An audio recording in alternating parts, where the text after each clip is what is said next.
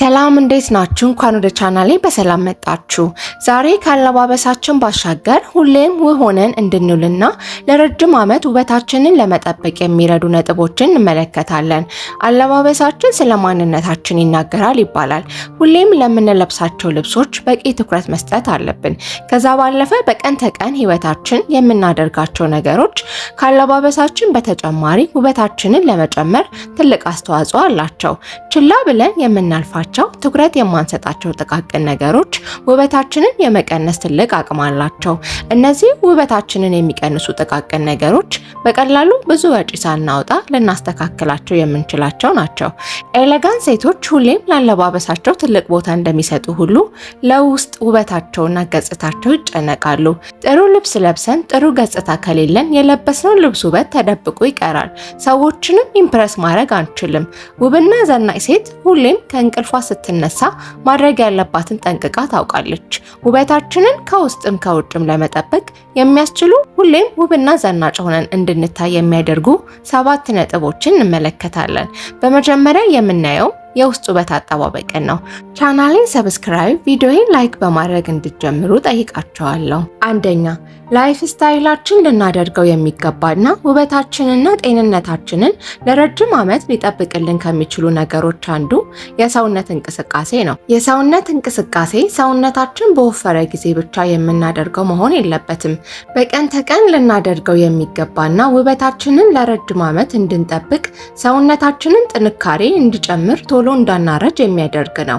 የሰውነት እንቅስቃሴ ማድረግ ከተለያዩ በሽታዎች ሰውነታችንን ከመከላከሉ በተጨማሪ የሰውነታችንን ጡንቻ በማጠንከር ሰውነታችን ቶሎ እንዳይሸበሸብ ቅርጹን እንዳያጣ ይረዳናል።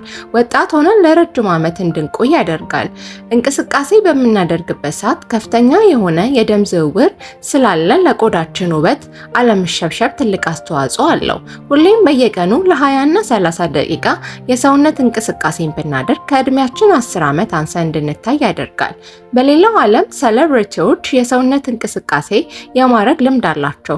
ለዛም ነው ረጅም ዓመት ወጣትና ቆንጆ ሆነው የምናያቸው። አሁን ላይ በኢትዮጵያ ሴሌብሪቲዎችም እየተለመደ ይገኛል። ብልህ ሴት ሁሌም ለራሷ ቅድሚያ ትሰጣለች። ሁለተኛ፣ ጤናማ አመጋገብና በቂ ውሃ። ጤናማ አመጋገብ ጤነኛ ሆነን እንድንኖር ብቻ ሳይሆን ለውበታችን ትልቅ አስተዋጽኦ አለው። የሰውነታችንን ቅርጽ ከመጠበቅ ጀምሮ አንጸባራቂ ገጽታን የሚያላብሱ ናቸው። ሰው የበላውን ይመስላል ይባላል። በቫይታሚን ሲ እና ቫይታሚን ኢ በአንቲኦክሲዳንት የበለጸጉ ምግቦች መመገብ ለቆዳችን ውበት ትልቅ አስተዋጽኦ አላቸው። ለምሳሌ አረንጓዴ ቅጠል ያላቸው ምግቦች ጎመን፣ ቆስጣ፣ ብሮኮሊ ተጠቃሽ ናቸው። አቮካዶ በቫይታሚን ሲ፣ ኢ እና በጤናማ ፋት የበለጸገ በመሆኑ የቆዳችንን ኢላስቲሲቲ በመጨመር ቆዳችን እንዳይሸበሸብና እንዳማረበት ረጅም ዓመት እንዲኖር ያደርጋል። ፍራፍሬዎችን ስንመለከት ብሉቤሪስ፣ ስትሮቤሪስ፣ ብርቱካን፣ ማንጎ በቫይታሚን ሲ እና በአንቲኦክሲዳንት የበለጸጉ ናቸው። እንደ ሳልመን ያሉ የአሳ ዘሮች፣ ለውዝ፣ የዱባ ፍሬ፣ ኦሊቭ ኦይል አብዝታችሁ በመጠቀም የቆዳችሁን ውበት መጠበቅ ትችላላችሁ። በአንጻሩ ለቆዳችንና ለጤናችን ጠንቅ የሆኑ ምግቦች አሉ። ፋስት ፉድ፣ ፕሮሰስ የሆኑ ፉዶች፣ ፍራይዝ፣ ኤክሰሲቭ ሱጋር ያላቸው ፉዶች፣ በዘይት የተጠባበሱ ምግቦችና የአልኮል መጠጦችን በማስወገድ ጤናችንና የቆዳችንን ውበት መጠበቅ አለብን። እነዚህ ምግቦች የሚያስረጁ ምግቦች በመባልም ይታወቃሉ። ሌላ ትኩረት ልንሰጠው የሚገባና በየቀኑ ልምድ ልናደርገው የሚገባ ነገር በቂ ውሃ መጠጣት ነው። በቀን ቢያንስ 2 ሊትር ውሃ መጠጣት ለቆዳችን ውበት ትልቅ ጥቅም አለው። ሶስተኛ፣ በየቀኑ የሚወሰዱ ሰፕሊመንቶችና ኮላጅን። እነዚህ ሰፕሊመንቶች በየቀኑ ከምግብ የማናገኛቸውን ለቆዳችንና ለሰውነታችን ጠቃሚ የሆኑ ቫይታሚኖችን፣ ሚነራሎችን እንድናገኝ ያደርጉናል። በተለይ ቫይታሚን ሲ ያለ ጊዜ የሚመጣ የፊት መሸብሸብና እርጅናን ይከላከላል። ሌላኛው በየቀኑ ልንወስደው የሚገባ እጅግ ጠቃሚ የሰፕሊመንት አይነት ኮላጅን ነው። በተለይ እድሜያችን ከ25 ዓመት በላይ ከሆነ ሁላችንም ልንጠቀመው የሚገባ ነው። እድሜያችን እየጨመረ በሄደ ቁጥር ሰውነታችን የሚያመነጨው የኮላጅን መጠን እየቀነሰ ስለሚሄድ የኮላጅን መጠን በቀነሰ ቁጥር ቆዳችን እየተሸ እየተሸበሸበ ይሄዳል። ስለዚህ የኮላጅን መጠናችንን የሚጨምሩ ምግቦችና የኮላጅን ሰፕልመንት መውሰድ ይኖርብናል። አራተኛ፣ አሁን በየቀኑ ውጫዊ ገጽታችንን ለማሳመር የሚረዱ ነጥቦችን እንመልከት። ሁልጊዜም ከቤት ከመውጣታችን በፊት ከፐርሰናል ስታይላችን እና ከምቾታችን ጋር የሚሄዱ ልብሶችን መምረጥ አለብን። ሌሎች ሰዎች ለብሰው ያየናቸው ልብሶች ለእኛ ተስማሚ ናቸው ማለት አይደለም። ምርጫችን የሰውነት ቅርጻችንን፣ ቁመታችንን፣ የቆዳ ከለራችንን ያገናዘበ ቢሆን ይመረጣል። ሌላው ስታኒንግ ሉክ ለመፍጠር የሚረዱን የአለባበስ ዘዴዎችና የልብስ አይነቶች አሉ። ኮቶችና ቀሚሶች ዋርድሮፓችን ላይ በማካተት ስታይላችንን ማሳደግ እንችላለን። ታን፣ ጥቁር፣ ኑድ፣ ነጭ፣ ሞኖክሮማቲክ ከለሮችን የአለባበስ ስታይላችን ላይ በማካተት ኤሌጋንት ሉክ መፍጠር እንችላለን። ሌላው የሚያዘንጠን ነገር ጌጣጌጥ ነው። ሲምፕል ጌጣጌጦችን በማድረግ ውበታችንን መጨመር እንችላለን። በተለይ የጆሮ ጌጦች ትልቅ ውበት የመጨመር አቅም አላቸው። ሌላው ትልቁ ልናስተውለው የሚገባ ነገር ሁሌም ልብሶቻችንን ከመልበሳችን በፊት ልብሶቻችን ንጹህና የተተኮሱ መሆን አለባቸው። የተጨማደዱ ልብሶችን መልበስ ገጽታችንን ያወርዱ። ምንም በውድ ብንገዛቸው እንኳን ርካሽ መስለው ነው የሚታዩት። አምስተኛ፣ በሰፊ የምንመለከተው ሰልፍ ኬር ወይም ሰልፍ ሜንቴናንስ ነው። ስለ ሰልፍ ኬር ስናወራ በውስጡ የፀጉር እንክብካቤ፣ የቆዳ እንክብካቤ እና የጥፍር እንክብካቤን ያካትታል። እነዚህን ነገሮች በየቀኑ፣ በየሳምንቱ ወይም በየወሩ ልናደርጋቸው የምንችላቸው ሊሆኑ ይችላሉ፣ ግን ቤስት ሆነን እንድንታይ የሚያደርጉ ናቸው። የፀጉር፣ የጥፍር እንክብካቤ በምን ያህል ቀን ማድረግ እንዳለብን ወይም መሰራት እንዳለብን፣ የፊታችንን ቆዳ እንዴት መቼ መንከባከብ እንዳለብን ማወቅና ማድረግ የአንድ ኤሌጋንት ሴት መገለጫ ነው። ሁልጊዜም ከቤት ስትወጡ ፀጉራችሁ ንጹህና በስነ ስርዓት የተበጠረ፣ በጥሩ ሁኔታ ስታይል የተደረገ መሆኑን ማረጋገጥ አለባችሁ። ምንም ያህል ብትዘንጡ ፀጉራችሁ በጥሩ ሁኔታ ካልተያያዘ ውበታችሁን ይቀንሰዋል። የሴት ልጅ ውበቷ ፀጉሯ ነው ይባላል። ይህ ማለት የፀጉሯ ርዝማኔ ማለት ብቻ አይደለም። ፀጉራችን ያለባበስ ስታይላችንን ከፍ ለማድረግና ውበታችንን ለመጨመር ያለውን ትልቅ አስተዋጽኦ ለመግለጽ ነው። ሌላው የጥፍር እንክብካቤ ነው።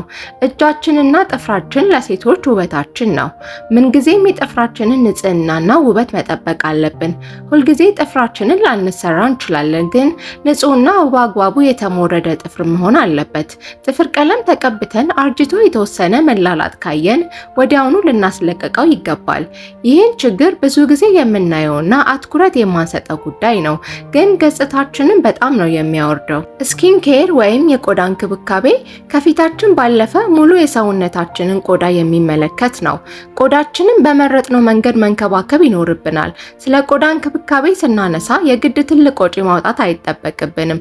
በቀላሉ በቤት ውስጥ የሚዘጋጁ ግብዓቶችን በመጠቀም የቆዳችንን ውበት መጠበቅ እንችላለን። በቀላሉ የሚዘጋጁ የሰውነት ስክራቦችን፣ የቡና ዱቄት፣ የኮኮናት ኦይል፣ ስኳር፣ የሽምብራ ዱቄት፣ የአጃ ዱቄትና እርድን በመጠቀም ሰውነታችንን አንጸባራቂና ፍክት የሚያደርግ ውህድ መስራት እንችላለን። ይህንንም በወር አንዴና ሁለቴ በመጠቀም የሚገርም ለውጥ ማምጣት እንችላለን። ወደፊት እንክብካቤ ስንመጣ ፊታችን በጣም ሴንሲቲቭ የሆነ የቆዳችን ክፍል ነው። ማንኛውም የፊት ቆዳ ትሪትመንት ስንገዛ፣ ስናዘጋጅ ወይም ስንጠቀም ከፊታችን ቆዳ ጋር ተስማሚ መሆኑን ማረጋገጥ አለብን።